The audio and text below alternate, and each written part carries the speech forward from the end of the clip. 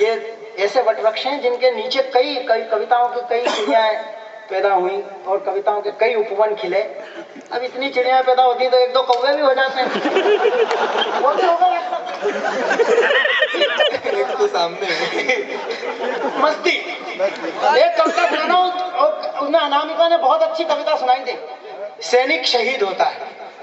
अब थोड़ी सी मेरी सारी मज़ाहिया जो शख्सियत है इससे दूर हो जाना और एक कविता से जुड़ जाना, मेरा बहुत दूर से आना सार्थक होगा। सैनिक शहीद होता है, सैनिक जान देता है। वीर रस के कवि हमेशा एक कविता पढ़ते हैं। मैं ये बताना चाहता हूं कि एक सैनिक क्यों शहीद होता है। आदरणीय प्रदीप जी, आप साहित्य के विद्यार्थी नहीं रहे इस बात का आपको गम है और इस बात की हमको खुशी है कि इस बात का भी किसी को गम हो सकता है।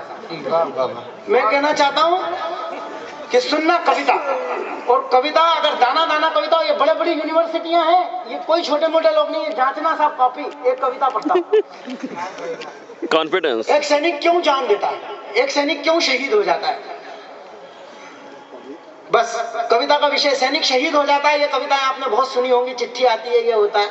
लेकिन मैं उन प्रेरणाओं की तरफ ध्यान देना चाहता हूं कि एक सैनिक क्यों शहीद होता है। यही कविता का विषय। अरी कहते हैं दुश्मन को, बस ये समझना, अरी मतलब दुश्मन और कविता शुरू होती है एक सैनिक क्यों जान देता है। कि अरी मुंडों की माल पहनकर भारत माँ का भाल बने। जान बहुत कीमती होती है। अगर आप कहते हैं कि 1 लाख या 2 लाख या 10 लाख के मुआवजे के लिए सैनिक जान देता है, इतना हमारे यहाँ है, सरकारी बस में टकरा के मर जाओ तो मिल जाता है।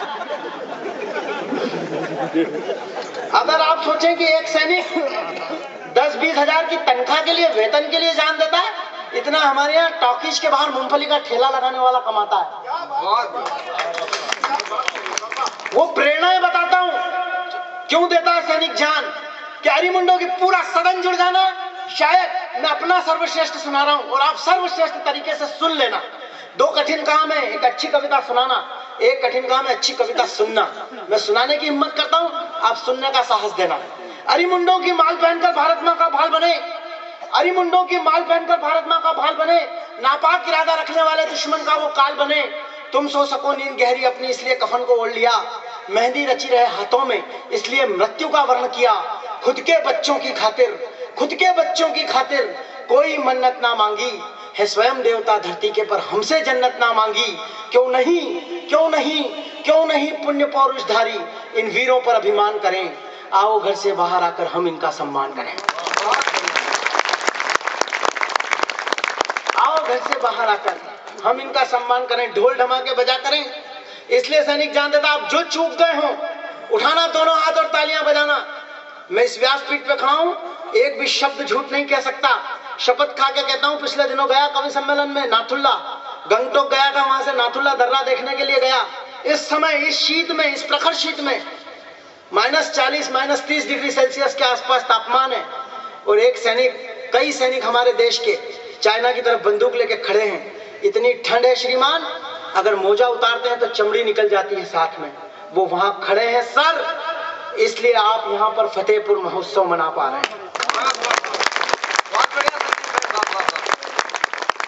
वो वहां खड़े हैं, इसलिए हम हमारे एयर कंडीशन गाड़ियों में तापमान कम ज्यादा कर पा रहे हैं, क्योंकि वो वहां तापमान झेल रहे हैं। तब कहना चाहता हूं, और एक भी हाथ नीचे ना, मेरे सम्मान में नहीं, कविता के सम्मान में नहीं, उन सैनिकों तक दोनों हाथ उठा के गड़गड़ाहट से तालियों की गर्मी पहुंचे। अगर मेरी बात सच हो, क्यों सैनिक शहीद दे रहा, उनको गर्मी लगे, उनको लगे कि फतेहपुर में हमारे चाहने वाले कविता सुन रहे हैं और हमारे सम्मान में कविता हो रही है। क्यों शहीद होता है सैनिक, तब कहना चाहता हूं कि इसलिए बस सैनिक शहीद होता है कि ढोल धमाके बजा करें, संचित करना सारी तालियां और एक साथ गर्मी पहुंचाना वहां नाथुल्ला तक। ढोल धमाके बजा करें, तुम अपनी धुन में नाच सको।